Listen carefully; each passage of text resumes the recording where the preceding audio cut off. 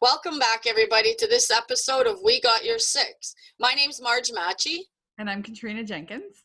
And in our episode today, we get to welcome to you and bring on to the conversation Paul Miller, who is the lead lawyer for the mass tort lawsuit that's going on with our veterans. And he is with Howie, Sachs, and Henry. Good morning. I guess it's almost afternoon where you are. Good afternoon, Paul. Good afternoon.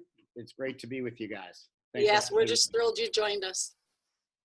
So I'm going to jump in and start picking your brain because I know we have a lot of people who have been wondering, it's court cases take time, right? And people get anxious and, we just want to, bring you on and let you, reiterate to the public that we're on track where we need to be. And so I'm going to let you just introduce yourself and just a little update, if you could. Sure. Again, Paul Miller, partner at Howie, Sachs, and Henry in Toronto. And I guess I've been working on the Mefloquine Mass Tort now for about 14, 15 months. And it has been an unbelievable journey just meeting and talking to so many of the veterans. That was number one, because it is a portion of the population I was really not aware of. And I say that embarrassingly, but I'm glad I got to know them as well as I have now. In terms of the lawsuit, things do take time. It's frustrating. It's frustrating for us. We want to move things along as quickly as possible. But sometimes defendants, they do have rights in cases. As much as plaintiffs just want to get on with things, the defendants do have rights. And we have to respect those rights as part of the rule of law and part of our court system. And one of the aspects of this case is that the Canadian government wants to add Hoffman LaRoche as a third party, and that's technical. Basically, they want to add them to the lawsuit.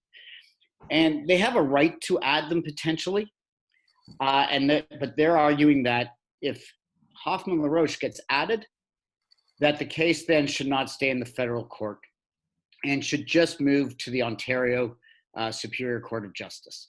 And that deals with very technical legal arguments, which I don't think I want to necessarily get into because it's just going to cause confusion. Mm-hmm. We are opposing we are not opposing them bringing in Hoffman LaRoche because we can't really. We are opposing moving it from the federal court. Yes. And the reason we want it to stay in the federal court is really because of the speed of the case. We can move the case faster in the federal court. The decisions, we don't really feel that the law is going to be any different, whether it's in the federal court or the Superior Court of Justice. It's the speed. And we are able to move things faster in the federal court than we can in the Superior Court of Justice. So that's the one thing everyone should just take a breath is, no matter what happens in this motion, on April 23rd, the case is going to go on. Like, it's not stopping. Basically, the government wants to say, stop the action in the federal court, let them bring it in the Superior Court. And that's all it is. And so each side will provide written arguments to the court. And then I believe Corey Wanless from our team is going to be the person arguing the motion that day. And we feel good about the case law that we have. We feel good about the fact that the federal court is invested in the case right now and, don't know if they're going to want to give it up. I have never been in the federal court, so it's hard to say. Corey is experienced in the federal court. It's one of the reasons he's going to argue this motion. And we'll see what happens. But it's not going to play a major factor in the overall way that the case finishes up at the end of the day. It's just a procedural right that the government has, and they're taking advantage of it. And that's their right, and we can't say that they're wrong for doing that. Well, I'm glad you explained that to us. I mean, that makes sense. And it's nice to know that either way, that things will still carry on as they should. Perfect there. Paul, I mean, I might have asked you this a long time ago, but I'm always curious when people get in this fight. It was a lonely fight for a long time. So I'm always curious, what was the catalyst that pushed you to do that?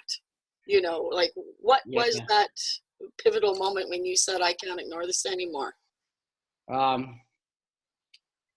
it was probably, the first call with Chris Gloninger was the first call I had, and then started to read, do as much reading as I could after that first call.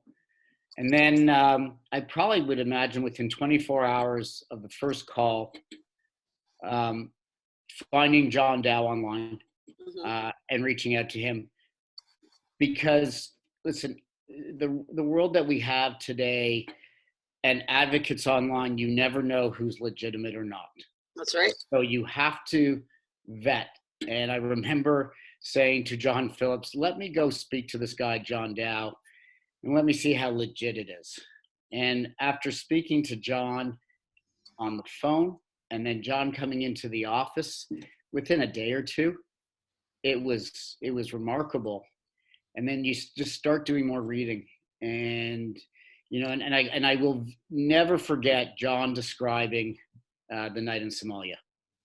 That was for someone who grew up never understanding military, never even having military in their mindset, and suddenly talking to someone who would have been in their 20s, early 20s. Yeah. And I have 20-year-old twins.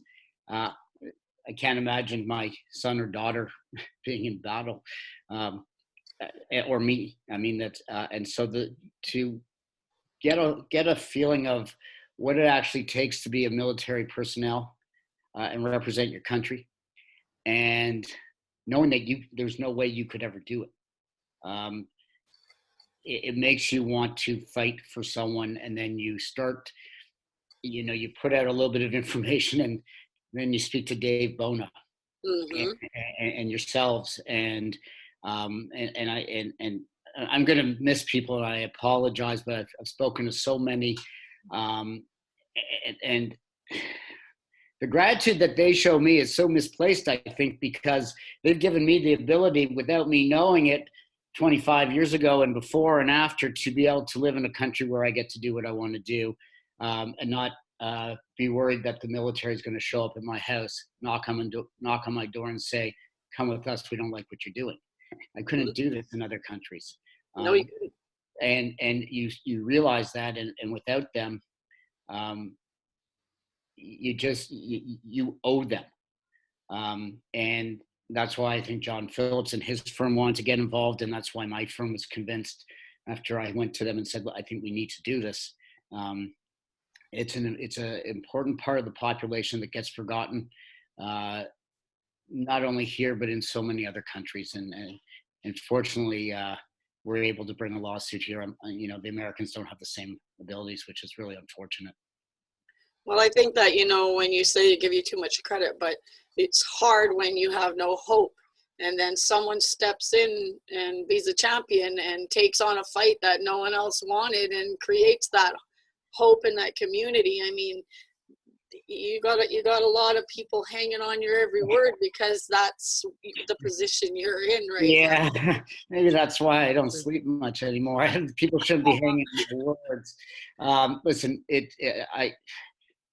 this case is when you become a lawyer and you decide to do a certain area of law, this is like a dream come true case where you get to help real people who, oh, here comes the dog. Here comes my dog.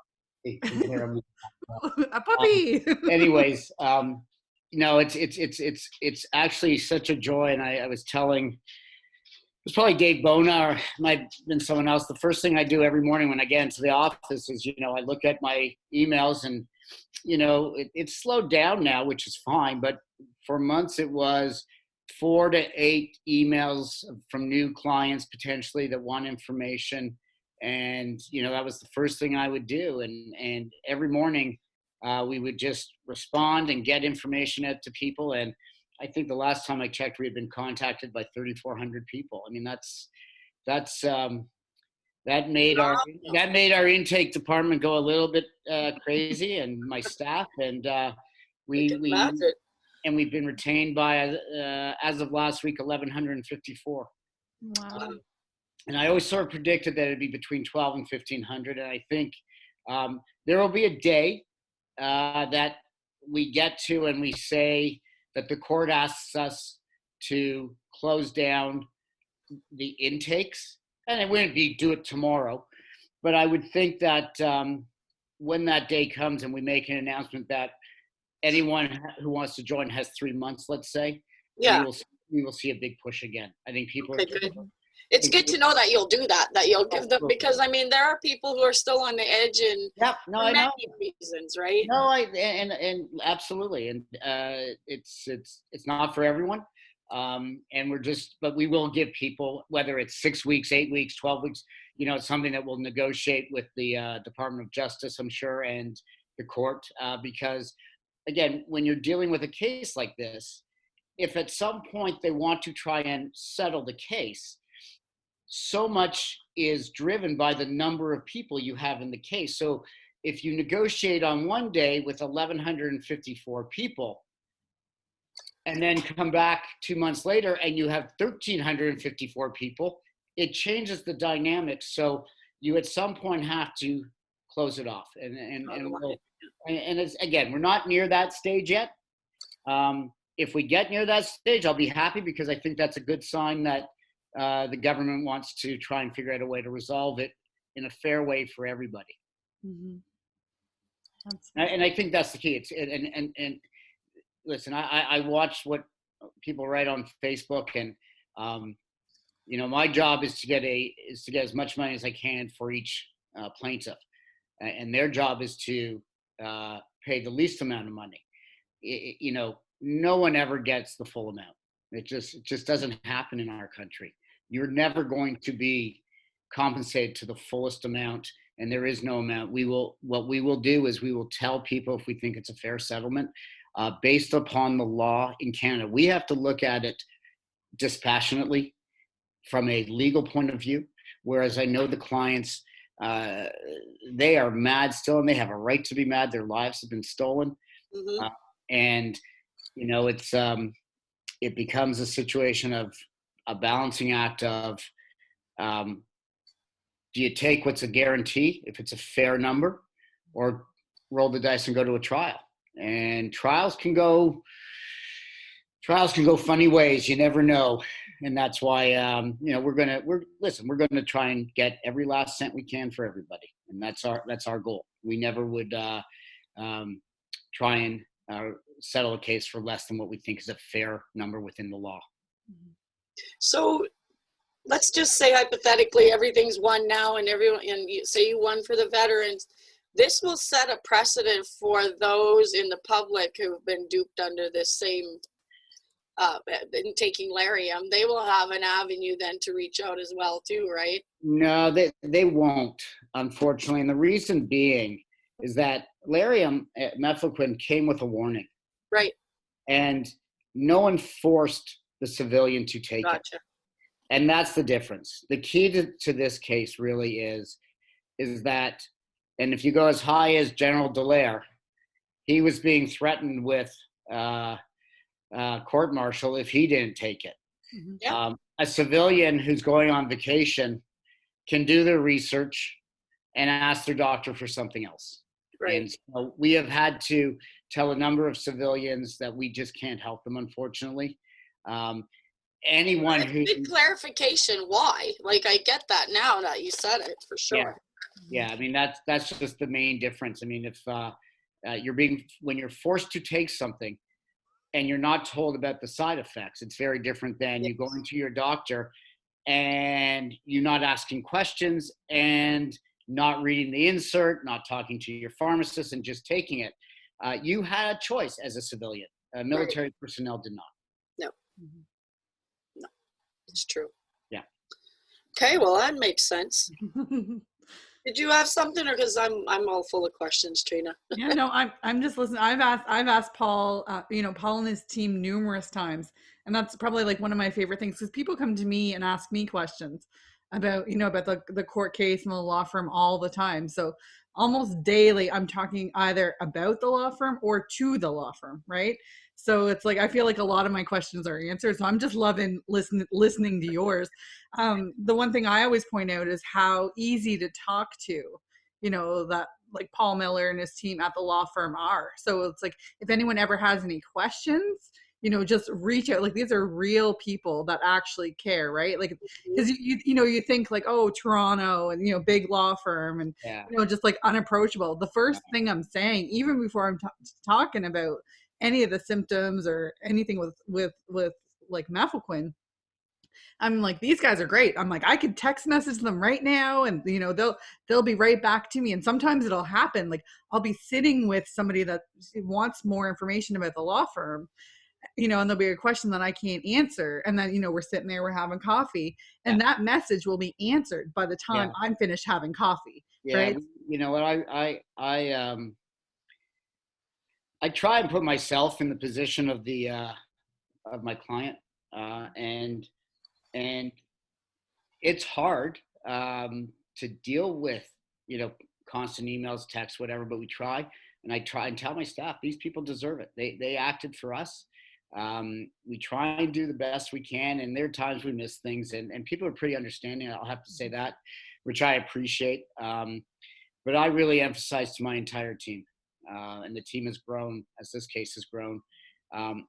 These folks have serious issues, like everybody else who's a client, and they are going to get real answers. And I think that makes a difference. And I try and do that on any case that we're working on, is that I know that so many other law firms just throw it to an assistant all the time or somebody and who doesn't really know anything about the case. And that makes them feel not so good. And this is the most important thing in this person's life, and we have to treat it like that. Even though we have probably 2,500 clients across the firm, that's the most important thing in their life, and we have to treat it like that. And again, I try and instill in the lawyers that I work with on my team and my staff is that this is not an entitlement that we have to act for people. This is a privilege and it's an honor, and we are so fortunate to have people trust us. And because they didn't have to trust us. No, they didn't have to trust us. There was the class action before us, and that could have left a really bad taste in a lot of people's mouth. And just another lawyer trying to make money off the vets. And I've seen that kind of rhetoric on Facebook, and it bothers me when I see it. I don't respond to it because I'm not going to get into that. I don't like to get into keyboard warrior stuff, but lawyers do work for money. There's no question, but I can tell you, you cannot get into a case like this because you want to make a lot of money. You get into a case like this because you believe in the cause and because you believe in the fact that these veterans and the military personnel who are still serving deserve a voice. And I'm very fortunate because I sit on the board of a public interest law firm in the United States. And I have been surrounded by people who do this type of work, and they inspired me to do things like this. And as my wife says, I have the best time when I get up on the soapbox and tell the world what is right. And that's what I feel like in this case. And you alluded to the fact that this is a population of people who have been left behind, and you get, maybe it's not just a keyboard warrior, but maybe it's just someone who's so frustrated and they're always left behind or promised or put on hold, and for so many years. So I hope that people realize just how vested you are in this. Yeah, let me just say one thing. I get, and whoever's watching of the veterans who are clients, if you need to contact me, please email me. Facebook's just so hard for me to keep up with, and it just because there's just too much social media, and I look at it every day, but I don't go to the messages. So everyone should have my email address. It's pmiller@hshlawyers.com. Email me. It's just so much easier for me to be responding to messages, because the other thing is, when we get emails, we take the email and put it in your file. Okay, we save it to to the cloud where your file is. It's really hard if we're getting stuff on Facebook. So I just wanted to say that, because if I've missed you on Facebook, send me an email, please. It's not because I don't want to speak to you. And we'll post your website too as well Okay. if you need it. But you're Sure. right. So much tone and context is lost in just social media texts anyways. So it's best if you want real answers to email straight to Paul. Yeah. One of the things I noticed that this was a little while back when Mike Rude was on the Rude Awakening tour, and he ran into an issue. I think he was in Fort St. John when he was kicked out because of his service dog, and a whole bunch of craziness happened for him. And he was a Sunday night. It was a Sunday night you around stepped in. 6:30. Yeah. You stepped in, and you didn't have to. And that's what I mean. Like all of a sudden, there was Paul, and things got resolved. And I was so hats off to you that day because he was so far away, and there was nothing we could do. And yeah. You know what? That was a neat night, and the reason that was a neat night, and it carried on for a few days. Me dealing with Petro-Canada, it was really neat because you got to see a result right away, and to help someone, and and that was what was cool. And Mike's a very special guy, and yes, and so is Spark, and I was happy to step in, and it was just a special night for me to be able to help, and that's why it's I get a little bit burnt out sometimes from being near my phone all the time, but it's that kind of situation that I was able to step into because of my neurotic personality of just wanting to make sure everything's taken care of. And I remember I was watching the football game on my couch, and it's like, oh my God, what's going on now? So I was really happy to help out. Well, I would, and I think for me, it did a lot in your, for your character. For me, I only know you too from, meeting you, but you didn't have to do that. And that's my point, is that you've done a lot of things like that. And I just alluded to that one. So like, what about the rally, right? Like, and I was going to just say, you've been to our rally and you spoke at our rally. So it was great. There were a lot of hugs there for you. I seen from a lot of veterans, and there were. First thing I got on the phone, I remember going back to the airport, and I called my wife, and she said, "How was the day?" I said, "It was the most incredible day." I said, there were people coming up to me who I honestly had no idea who they were. I knew they were veterans. Yeah. They knew me. And they were hugging me. I know. And it was a situation that I did not expect. I had to hold it together during the day, and then when Mike presented us the Battle Buddy coins, that was pretty neat. I mean, that was something I didn't expect, and I don't really feel worthy of it because I'm not a warrior on the battlefield. You're in the battlefield where you need to be. But that whole day was so special, and doesn't that make you feel good, Sheena? I'm always justifying why we have that day, and that's exactly what people say. They come away.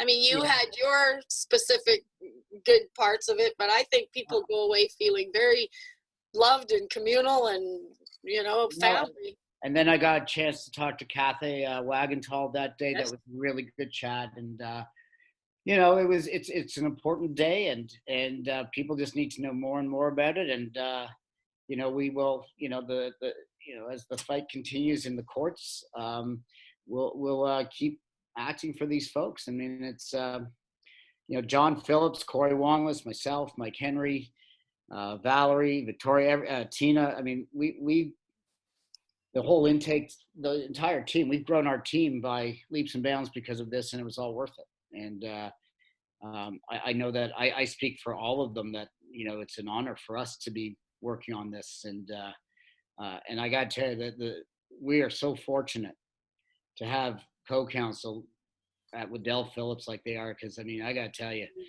Corey Wongless and John Phillips and Tina Yang, they are brilliant lawyers, and brilliant, and they are tough. And you guys probably don't know them as well, just because, we're sort of more on the front line, but the work they're doing behind the scenes and on the drafting of the motion materials and the research, I mean, they're phenomenal. I am so fortunate to have them with us on this case. It's beautiful. Please extend our gratitude on behalf of We Got Your Six and our friends and veterans that we know are so grateful. You're right. We don't see the work they do. I had one other question for you. For those who are sitting on the edge now, I know that you just for the listeners, you can still be serving and sign up for this lawsuit. Yeah, you can. I mean, it's not a problem. What we've told everybody is, listen, we understand the nervousness of anyone who's presently serving. So what we can do is you can sign up and we'll just hold your file. Yes. And we're not going to do anything. If we know that if we think that the government's going to litigate hard and bring cases to trial, we'll let you know. Then you can make a decision. If they're going to settle the case, we'll let you know and you can make a decision. I think if they're going to settle the case, you're not nearly as at risk of having any retribution from higher ups. So yeah, people. I mean, we have a separate list. The way we're trying to keep everything together in the system is that we have veterans and presently serving in different lists, and we're trying to be very careful about that because we understand the sensitivity. But yeah, they can sign up and we can just advise them. And we're not doing anything with those files yet until we know exactly how the government wants to proceed. Right. So for those that are really uncertain, I mean, it's nice if you would get your name in if you fit the criteria. And if you're not sure about things, get a hold of. Yeah, come talk to us at least. Yeah. Here's the one thing I know, and talking to people on this case or other cases, because we do a lot of, really out of the box litigation, find out the information before you make a decision. Mm-hmm. Don't decide on what you read on Facebook. Don't decide on what you read online. Come talk to us. Come talk to Corey or John, myself or Valerie. We'll take the time. It will take 10 minutes. And if you decide to sign up, great. If you don't, that's great too. You know what? I've done this long enough that not everyone wants to be in litigation. I got to tell you, I would never want to be in litigation. It's stressful. Mm-hmm. But come talk to us, find out the information, and that's the best way. Right. Don't rely on asking clients because I'm not trying to put clients down, but they don't know all the nuances of the case the way we do. No. And so that's the best. And the only thing I can tell you is that you're going to get the straight goods from us. We're going to tell you honestly, and that's all we can do. I don't make any promises. I'm not going to tell you how much I think your case is worth, but I'm going to tell you what I think might happen in the case. That's all. That's all I can do right now. Mm-hmm. And that's all anyone can ask is this your continued honesty and openness, and I know your heart's in the right place. I really do. Yeah, no, it's like I said, it's a case of a lifetime. That we're working on here. We're very fortunate. I'm very fortunate. I've got unbelievable work right now, and every time I turn around, something else comes up, and it's great.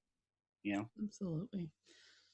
Yes. Well, that's perfect. Trina, you got your last question? Favorite part of the show always is the message of hope. So it's if you had to give us a message of hope, what would it be? Stick by us, guys. We're sticking by you. Litigation takes time. We're not going to abandon it. We've got too much invested, and I'm not going anywhere. I'm still young enough that and in good enough shape that I'm not going anywhere. I'm going to keep fighting this, and I'm hoping that within 2 to 3 years we can see a resolution of this. I know that might sound like a really long time. Most litigation takes at least 3 to 5 years. Mm-hmm. We truly haven't been at the litigation for a year yet because we didn't file anything until I think until July. So it's still new. I know you guys have been living it for years. Mm-hmm. I understand that. I've only been living it for about 14, 15 months. So just bear with us. Know that we're going to fight for you. And if you have questions, email me, email anyone on the team. we will get back to you. We'll set up calls if you need it. Don't be afraid to ask anything, and just be well. Everyone be well. Perfect. Well, Fantastic. Paul, I just can't thank you enough. I mean, for you bringing your expertise and coming having a conversation with us. And I know it does a lot to alleviate fears when they hear from you. Anytime. Yeah, and we extend the invitation anytime as well. If you have any updates or anything you want to share, please come back to We Got Your Six. We enjoy our conversation with you. Appreciate it. I appreciate it. I'm happy to come back after the motion in April. That would be perfect. Once we have a decision, because again, the judge probably will not rule right from the bench. Correct. The judge will probably reserve and need to write out a decision, and that will take a few weeks. So everyone just bear with us. You will get the update as soon as we have it. I promise. Awesome. Again, thank you so much, and please extend our thanks to your team as well. And on behalf of veterans and We Got Your Six, we thank you so much for joining us today. Thank you. Take care, everyone. Bye-bye. Bye.